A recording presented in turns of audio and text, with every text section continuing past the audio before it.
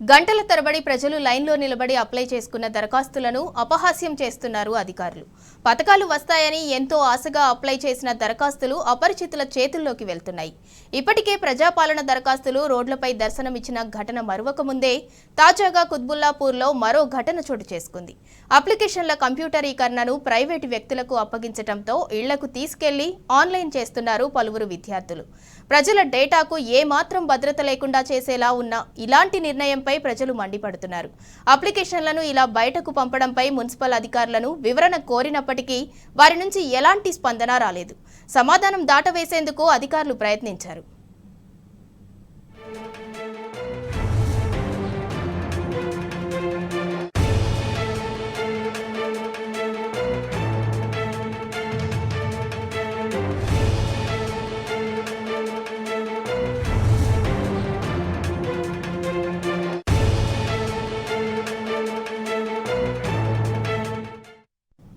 ఏదైనా ఏజెన్సీకి అప్పగించి ఆన్లైన్ ప్రక్రియను చేపట్టాలి కానీ ఎవరికి పడితే వారికి అప్లికేషన్ల ఆన్లైన్ పనిని అప్పగించడం సరికాదంటున్నారు ప్రజలు. ఒక్క అప్లికేషన్ మిస్ అయినా కూడా అర్హులకు పథకాలు అందకుండా పోతాయని ఆవేదన వ్యక్తం చేస్తున్నారు. తెల్లవారుజాము నుంచి లైన్లో నిలబడి ఎంతో కష్టపడి దరఖాస్తు ఇస్తే వాటిపై ప్రభుత్వం చూపించే నిబద్ధత ఇదేనా అని ప్రశ్నిస్తున్నారు. అప్లికేషన్ల విషయంలోనే ఇంత నిర్లక్ష్యం ఉంటే రేపు లబ్ధిదారుల ఎంపికను మరింత గాలికి వదిలేస్తారో అని చర్చించుకుంటున్నారు.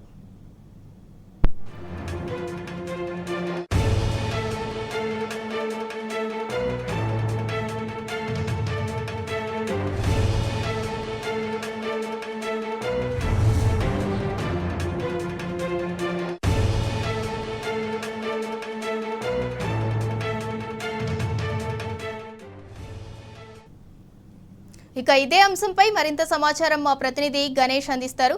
గణేష్, చెప్పండి, ప్రజాపాలన అప్లికేషన్స్ కొన్ని చోట్ల రోడ్ల మీద దర్శనమిస్తే అంటే మరికొన్ని చోట్ల అయితే మాత్రం అంటే విద్యార్థులను పంపించి ఆన్లైన్ చేయమన్నట్టుగా తెలుస్తుంది. దీనికి సంబంధించి పూర్తి అప్డేట్ ఇవ్వండి.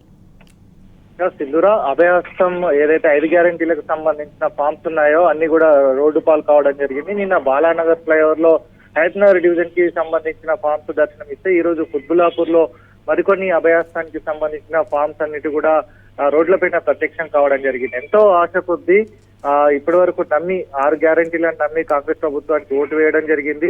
ఉదయం నుంచి సాయంత్రం వరకు కూడా లైన్లలో నిలబడి తమకు సంబంధించిన ఆధార్ కార్డు కావచ్చు, దానికి సంబంధించిన పూర్తి సమాచారాన్ని, తమ కుటుంబానికి సంబంధించిన సమాచారాన్ని కూడా ఒక ప్రభుత్వాన్ని నమ్మి ఇవ్వడం జరిగింది. కానీ ఇప్పుడు చూసుకున్నట్టయితే అది అంతా కూడా రోడ్డు పాలు కావడం జరిగింది.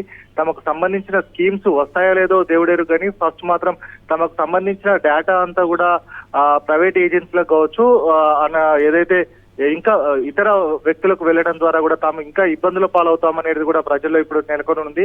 5 గ్యారెంటీలకు సంబంధించి ఎంతో ఆతృతతోటి తమకు రేషన్ కార్డులు వస్తాయన్న ఉద్దేశం కొద్ది కూడా దాదాపుగా రాష్ట్ర వ్యాప్తంగా 25 లక్షల మంది కూడా మొత్తంగా అన్నిటికీ వెళ్ళిపోయారు. 5 గ్యారెంటీలు కావచ్చు, అలాగే దీనికి సంబంధించి ఏదైతే రేషన్ కార్డుకు సంబంధించి కావచ్చు, మిగతా మొత్తానికి అన్ని సంబంధించిన ప్రజా సమస్యలపైన కూడా 1,25 లక్షల మంది అభయహస్తం ఈ ప్రజాపాలన అప్లై చేసుకోవడం జరిగింది. వీటన్నిటికీ సంబంధించి చూసుకున్నట్టయితే కూడా 5వ తారీఖు నుంచి 6వ తారీఖున ప్రజాపాలనకు సంబంధించి అభయహస్తానికి సంబంధించిన చివరి తేదీ ఉంటే 5వ తారీఖు నుంచి ఇదంతా కూడా డాటా ఎంట్రీ ద్వారా వాటన్నిటి కూడా నింపుతున్నాము, 17వ తారీఖు వరకు కూడా కంప్లీట్ చేస్తామని చెప్పడం జరిగింది. కానీ ఇప్పుడు చూస్తే మాత్రం కొన్ని చోట్ల కూడా ఇట్లా రోడ్డు పాలు కావడం జరిగింది.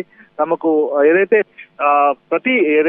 ఇంజనీరింగ్ విద్యార్థులు కావచ్చు, ఎవరైతే నిపుణులు అయిన విద్యార్థులు కావచ్చు, టెక్నికల్ సిబ్బంది ఎవరైతే ఉండడం జరిగిందో వారందరికీ సంబంధించి ముందుగానే ట్రైనింగ్ ఇచ్చిన తర్వాత ఈ డాటానంతా కూడా ఎంట్రీ చేయాల్సిన అవసరం ఉంది. కానీ ఇప్పుడు చూసుకున్నట్టయితే మాత్రం ప్రైవేట్ ఏజెన్సీలకు ఇవ్వడం ద్వారా అలాగే బాధ్యతారాహిత్యం పూర్తి స్థాయిలో కనబడుతుంది.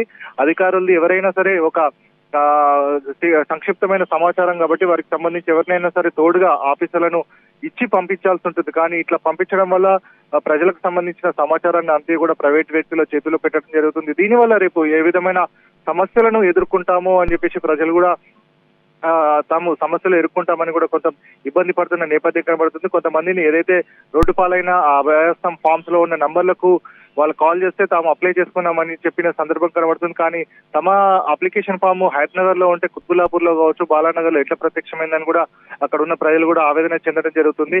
ఇప్పుడు అభయహస్తంలో ఆ స్కీములు వస్తాయో రాదో తెలియదు, కానీ తమ సంక్షిప్తమైన సమాచారం మాత్రం ప్రైవేట్ వ్యక్తులకు చేరడంతో వీరందరూ కూడా ఇబ్బందుల పాలు కావడం జరుగుతుంది. అలాగే డాటాకు సంబంధించి కూడా ఒక్కొక్క ఫామ్ ఎంట్రీ చేస్తుంటే మాత్రం గంట నుంచి 40 నిమిషాల నుంచి గంట తీసుకోవడం జరుగుతుంది. కానీ 17వ తారీఖు వరకు ఇది అవుతుందా, అసలు మరి రోడ్డు పాలైన ఆ ఫామ్స్ లో ఎన్ని బయటికి వెళ్ళిపోయాయి, అసలు ఉన్న ఫామ్స్ అన్ని దొరకాయా లేదనేది కూడా ఆ లెక్క తేలాల్సిన అవసరం ఉంది. కానీ ఇట్లాంటి ప్రైవేట్ ఏజెన్సీలో కావచ్చు, అలాగే ఇట్లా బాధ్యత రహితంగా వ్యవహరించిన అధికారుల పట్ల కూడా కంపల్సరీగా చర్యలు తీసుకోవాలని కూడా ప్రజలు కోరడం జరుగుతుంది. Sindhura. Right, thank you Ganesh.